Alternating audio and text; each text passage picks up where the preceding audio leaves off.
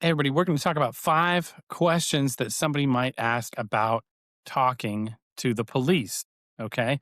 So, the first question you might ask is: do I have to answer questions if the police stop me on the street? You may have to stop. If an officer is trying to detain you, you will have to stop. If you don't stop when an officer is trying to detain you, then that's called evading or arrest or detention. And in Texas, it could be, if you're on foot, up to, a year in jail as a misdemeanor. If you have a second evading on foot, it's a state jail felony, up to 2 years in a state jail facility.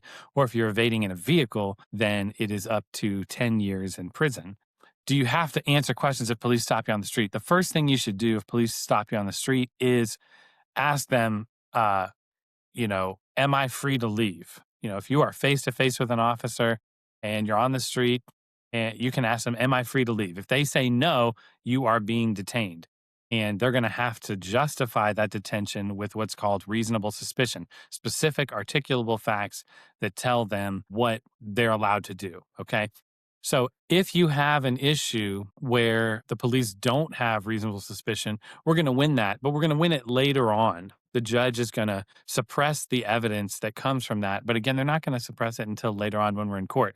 So you should be polite to a police officer anytime you see one on the street, anywhere, but you do not have to answer questions. You don't have to say who you are. You don't have to say anything like that. Ask if you're free to leave. If you're not free to leave, then he can start asking you some questions. If you fail to identify yourself when you're under arrest, then that's a separate charge. Failure to ID, if you just refuse to say something, you have to be under arrest for them to have the right for you to tell them your name and things like that. If you lie about your name, that's a separate charge. It's also called failure to ID. It's really like a lie in your identification, but they don't call it that. They just call it failure to ID. Should you ever talk to police without a lawyer present? I think the answer to this is probably no. Now, if you're the one that called police because you just got mugged, okay, you can talk to the police without a lawyer present. I actually heard an officer say the other day, it's kind of first come, first serve. The first person to call police is most likely to get police help and be listed as the victim, and the other person, even if the other person is actually the victim or innocent, we get cases like that all the time. Our client is just the second person to call police about an incident. They get charged with the crime. The other person is treated as a victim.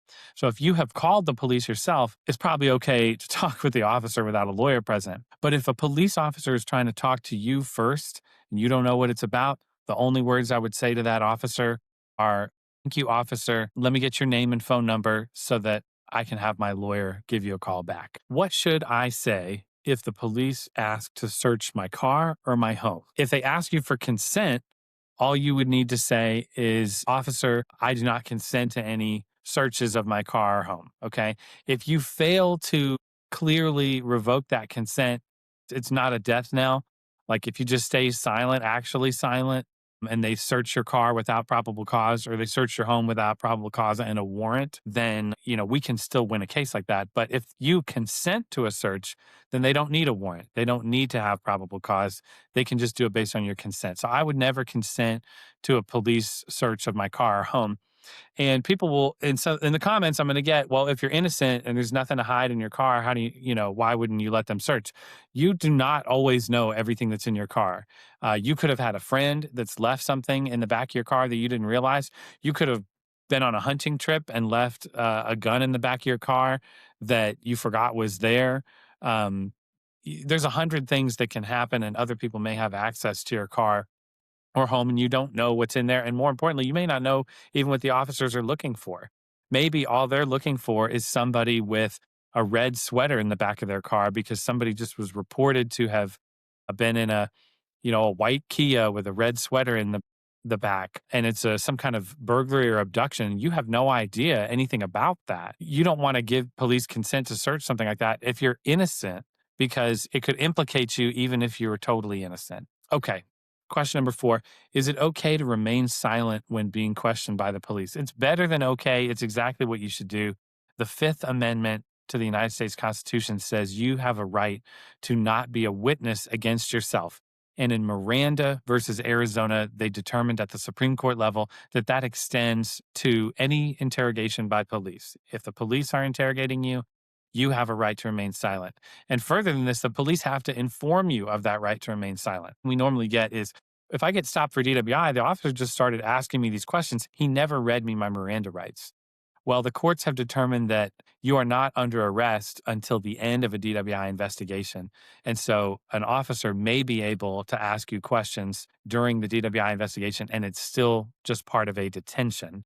And therefore, Miranda does not apply. Miranda only applies after you've been arrested. Okay. So you probably are giving away information to a police officer during a DWI investigation at the beginning. Even if you've not been Mirandized, we're not going to be able to avoid that getting in front of a jury. Last question here. Number 5, what are my rights if I'm arrested and the police want to interrogate me? And that's what we talked about, the Fifth Amendment right not to be a witness against yourself. There's also a Sixth Amendment right to an attorney, and you have a right to an attorney under the Fifth Amendment for police questioning you. But you also have a Sixth Amendment right to an attorney, which occurs later on at a critical stage. So, like after the arrest. But most of the time, when the police want to talk to you, they will say, hey, come down to the police station. I just have a few questions. This means you are probably the subject of an investigation because they will dispatch the police out to you. If you call and you say you have a report to make, sometimes they'll send the officer out to you. They're not going to ask you to come in. If you get unsolicited a call from a police officer to come into the police station, you should never go there without an attorney. And probably what'll happen is you'll talk to an attorney like myself, and we're just going to tell you not to go at all. So, but here's another thing. Again, in the comments, we always get this, but if you're totally innocent, you don't have anything to hide. That is totally bad advice. Okay. Do not, even if you are totally innocent and you know you're innocent, do not talk to a police officer without an attorney, or certainly before you've talked to an attorney first. Talk to your attorney first. Let them decide whether it's a good idea to talk to the police or not. Let them reach out to the police and say, hey, what is this about? We have no idea what you're asking us about.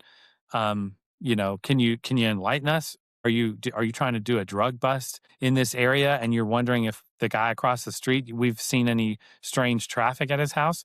Or are you asking, about somebody who's reported family violence from a year and a half ago in a relationship that's been over for 6 months? Those are two very different things. If it's the drug dealer across the street, I can talk with my client and say, have we noticed anything? No. I can call the officer back and say, hey, we haven't noticed anything. You have no exposure. There's no statement that you can make that can implicate you in helping with anything like that. And you're totally innocent in that situation, and you still shouldn't have talked to the police. For anybody who's watching this says innocent people should just talk to the police, you shouldn't, especially if you're totally innocent, because the only thing that can happen if you're an innocent person and you talk to the police is you say something that might make it look like you're not innocent. Okay. You cannot have the lack of a statement used against you.